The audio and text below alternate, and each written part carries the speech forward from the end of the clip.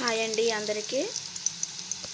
బీరకాయ పొట్టుతో పచ్చడి చేస్తున్నానండి. బీరకాయ పొట్టు అయితే శుభ్రంగా క్లీన్ చేసుకొని కొద్దిగా ఆయిల్ వేసి వీటిని అయితే బాగా మగ్గబెట్టుకుంటున్నానండి.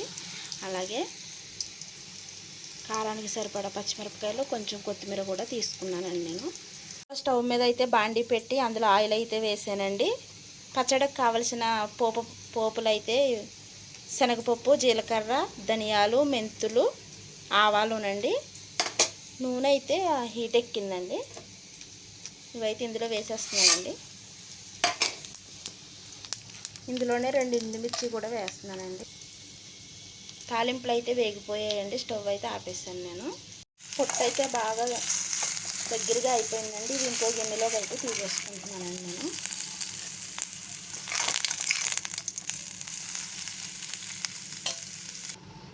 ఇదే బాండీలో కొద్దిగా ఆయిల్ అయితే వేసానండి. నీట్గా క్లీన్ చేసి పెట్టుకున్నానండి. కొత్తిమీర, పచ్చిమిరపకాయలు ఇందులో వేసేస్తాను.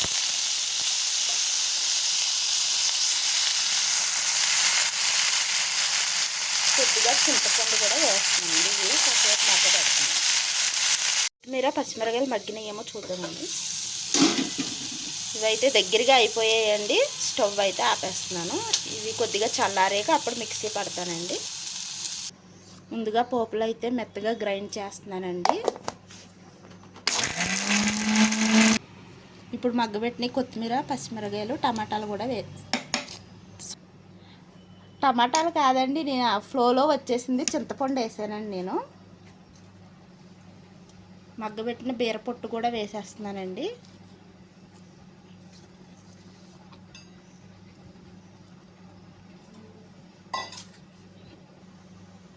దీనికి సరిపడా సాల్ట్ అయితే వేస్తున్నానండి.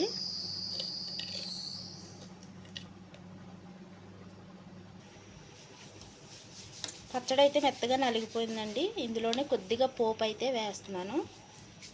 బాండీలో కొద్దిగా ఆయిల్ వేసానండి. ఆయిల్ అయితే హీట్ ఎక్కింది. కొద్దిగా ఆవాలు, జీలకర్ర, ఎండుమిరపకాయనండి. అందులోనే కొద్దిగా ఇంగువ వేస్తున్నాను. పోపు అయితే వేగిందండి. పచ్చడి వేసేస్తున్నాను ఇందులోనే.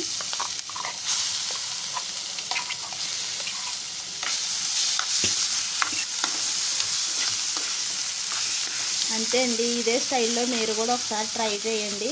వీడియో కనుక నచ్చినట్లయితే లైక్ చేయండి, షేర్ చేయండి, సబ్స్క్రైబ్ చేయండి. ఓకే, బాయ్ అండి.